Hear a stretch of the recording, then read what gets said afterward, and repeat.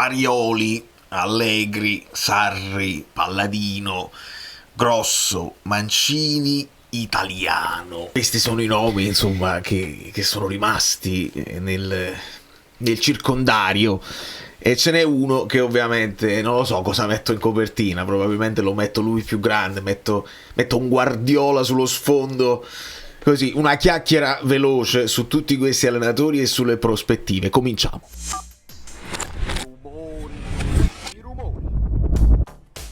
Questo video non vuole essere un approfondimento su ogni allenatore, anche perché è un esercizio anche inutile in questo momento. Alcuni di questi nomi stanno sfumando ed è proprio fattuale, mentre ce n'è uno che è quello di Vincenzo Italiano, che i più attenti, quelli che mi hanno seguito insomma attentamente, io sto ripetendo un po' più volte, non ero assolutamente convinto di Sarri, né da parte Napoli né, adesso stiamo scoprendo, da parte di Sarri. Di conseguenza volevo fare una riflessione veloce. Questo video vi arriva anche un po' più presto del solito, anche perché tengo delle cose da fare importanti e quindi potrebbero uscire nuove cose, nuovi sviluppi in giornata ed eventualmente ci vediamo nella sezione commenti. Partiamo da una cosa sfiziosa che mi ha mandato mio cugino, bellissimo. Quindi da Allegri al 5%, Italiano al 5%, Grosso 10%, Palladino, Pacman 70%. Ufficiale. Io ritengo che Italiano sia il più plausibile per una serie di motivi che partono dalle parole di stima di De Laurentiis, che in tutti questi anni non sono mai mancate, e arrivano a una sua filosofia che è quella di puntare su tutta la rosa, cambiando in continuazione gli 11 titolari, che secondo me è una cosa che a De Laurentiis può far piacere. Anzi, lui voleva proprio cambiare le regole del calcio pur di poterli utilizzare tutti, diciamo di 11 il primo tempo, altri 11 nel secondo tempo, cose un po' fantasiose. Ma prima di parlare di Italiano, che divide, perché divide, se viene Italiano lo fischierò ogni domenica dalla curva, deve sentire solo me, quindi figuriamoci. Riflessione sugli altri nomi che insomma sono ancora in ballo. Prima di tutto Grosso, secondo me è ancora piccolo, il gioco di parole viene facile. Grosso potrebbe somigliare al nome di Sarri, però non nemmeno poi tanto, perché Grosso è molto giovane, viene però dalle sue esperienze da giocatore, insomma, importanti, mentre Sarri era un allenatore già esperto che però stava facendo tutta la gavetta in rampa di lancio.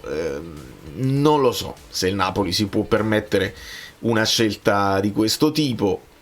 È un salto troppo grosso dal Sassuolo al Napoli, quindi mettiamo una riga sopra per ora. Poi mi si parlava di Farioli, che secondo me poteva essere uno di quei profili tra quelli giovani in rampa di lancio, con idee un po' più moderne, non estremamente offensivo, sa fare anche molta fase difensiva.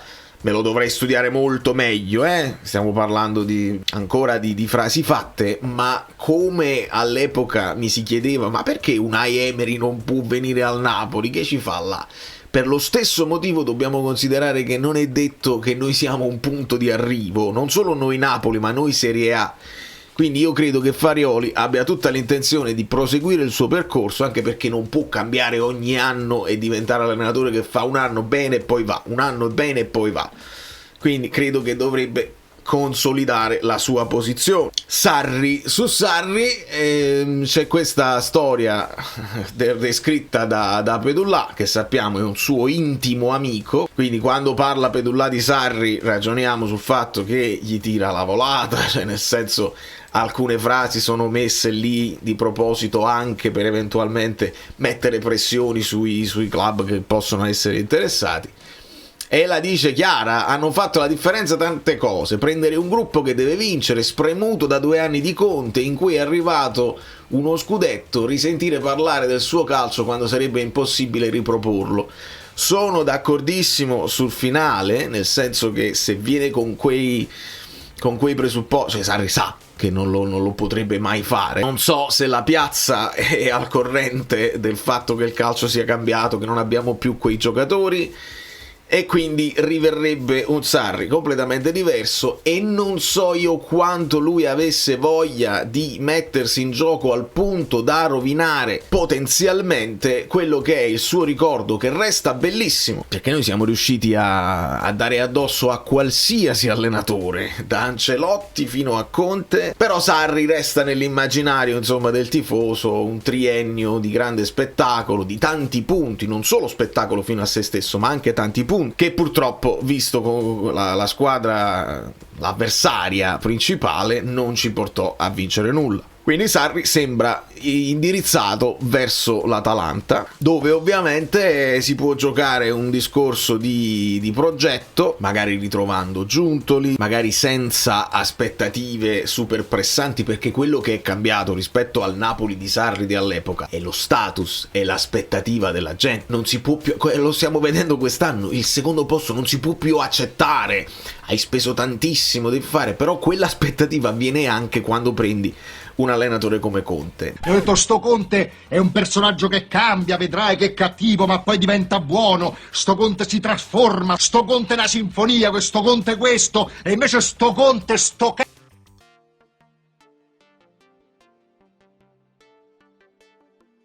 Nel momento in cui ne prendi un altro che ha uno status un pochino inferiore, forse, ed è quasi una speranza che io ho, insomma, le aspettative potrebbero essere un pochino più ridimensionate, e quindi se si arriva a una qualificazione, cioè, se prendi Conte tu pensi che vinci lo scudetto, e lo pensi anche post un 10° posto, subito dopo un 10° posto, vabbè, però è arrivato Conte, quindi tu punti a vincere. Scorso assurdo che però Conte ha confermato nei fatti. Se viene un italiano, se viene un grosso, se viene un palladino, ovviamente non gli dai questa pressione subito. Quindi, dopo aver depennato Sarri, c'è il discorso palladino, che anche lì andrebbe capito bene, insomma, il perché non dura tantissimo anche quando fa bene in certe piazze. Potrebbe esserci addirittura uno scambio, Sarri va all'Atalanta e la Lazio si prende un palladino, per esempio, ma non lo sappiamo. Io in questo momento non lo ritengo in pole position. E poi arriviamo ai nomi un pochino più pesanti, e cioè Allegri, Mancini e Italiano. Per quanto riguarda Allegri, le ultime novità ci dicono di un Milan intenzionato probabilmente a confermarlo, e quindi una volta che conquista matematicamente con l'ultima partita la Champions, Allegri ha fatto quello per cui è stato chiamato, e poi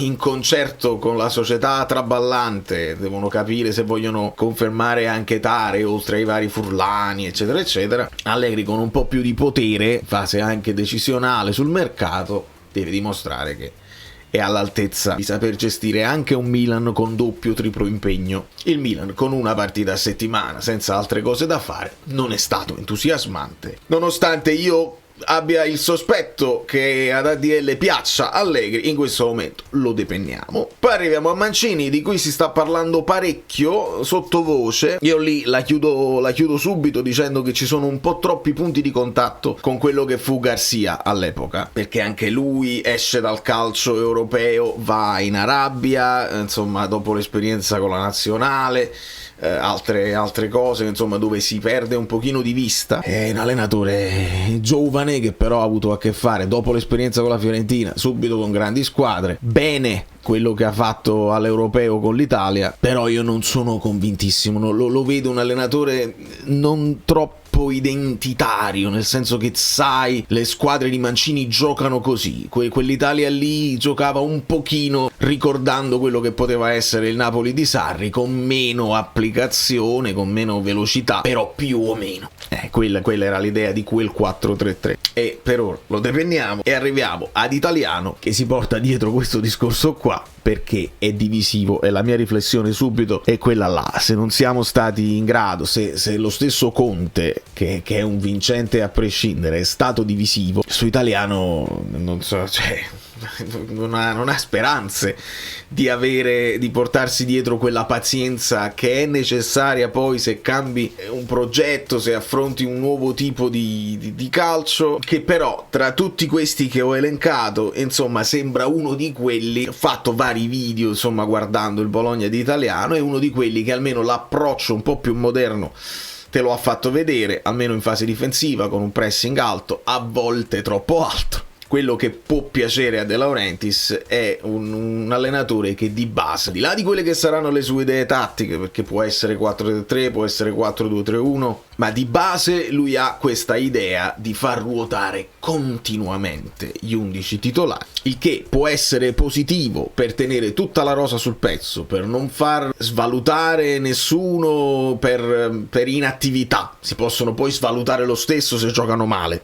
Questo è chiaro. Di contro, quando tu poi li alterni continuamente, c'è il rischio, e questo lo imparai proprio da Sarri, c'è il rischio che non crei proprio un'identità di squadra forte, e non dando continuità a certi giocatori che ne hanno bisogno, potremmo fare difficoltà a giudicare se un giocatore è valido, se è da Napoli, se può prendersi la responsabilità di una squadra sulle spalle, perché magari vediamo belle cose, ok, ha preso un po' di coraggio, è in fase, è in forma, e poi subito panchina. E lì secondo me il tifoso, l'opinionista, i giornali, i social possono andare veramente in difficoltà, nel senso, non in difficoltà, ma le critiche su quella che è la formazione iniziale saranno critiche spicciole che si faranno ad ogni partita. Perché non hai messo questo? Perché non hai messo quell'altro? Il che, lo sapete, è una cosa che mi appassiona poco, ma io credo che sia l'ipotesi più plausibile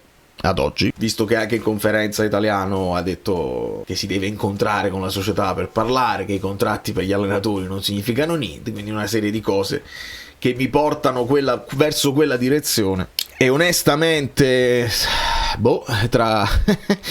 tra quelli che sono in ballo, forse è uno di quelli che sulla carta mi convince più di altri. Il problema è che adesso è tutto nelle mani di papà, perché per reggere con un allenatore giovane che ha idee ma che non ha spalle larghe di esperienze con grandi squadre, tu dovresti avere quella forza anche mediatica di difenderlo nei momenti di difficoltà. Non sia mai arrivassero dei momenti di difficoltà all'inizio, dovresti fare come quello che ha fatto Marotta con Chivu.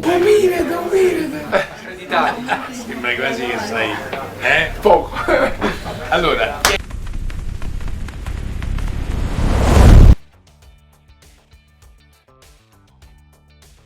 perché Chivu, ricordiamocelo, aveva cominciato molto male l'avventura con l'Inter, in qualche modo viene protetto, viene schermato, viene portato avanti senza grandi polemiche, senza grandi sentenze, a parte qualcuno che poi ha fatto la capriola quando sono cominciati ad arrivare i primi risultati positivi, e questo poi deve diventare l'obiettivo del Napoli, se veramente ci credi e se veramente vuoi aprire un nuovo ciclo che sia a lungo termine, sperando che non sia disastroso, perché anche con Garcia si poteva fare questo tipo di discorso, però non c'era quella convinzione già dalla prima conferenza, e quindi i punti di contatto post Spalletti, arriva Garcia, io non ero convinto al 100%.